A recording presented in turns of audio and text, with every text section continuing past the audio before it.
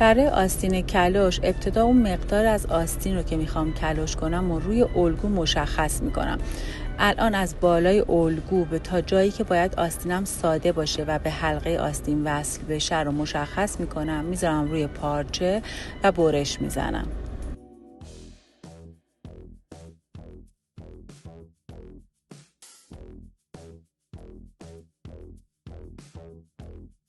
بعد از برش درز زیر آستین رو میدوزم.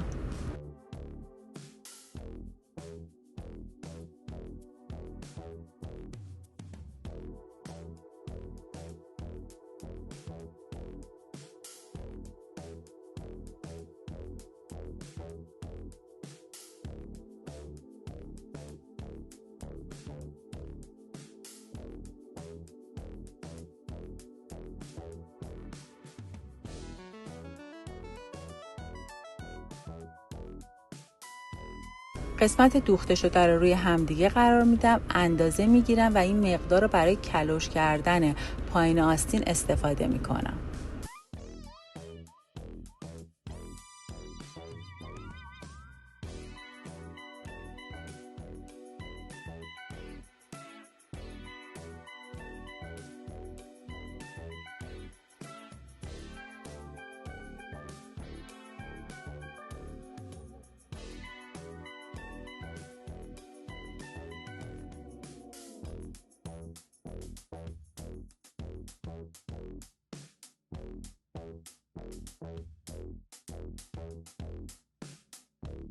پارچه رو اول دولا کردیم، دوباره 4 لاش میکنم، با سوزن فیکس میکنم که حرکت نکنه. مقداری که پایین آستین علامت زده بودم با متر گرد همینطور که میبینید بالای پارچم علامت میزنم.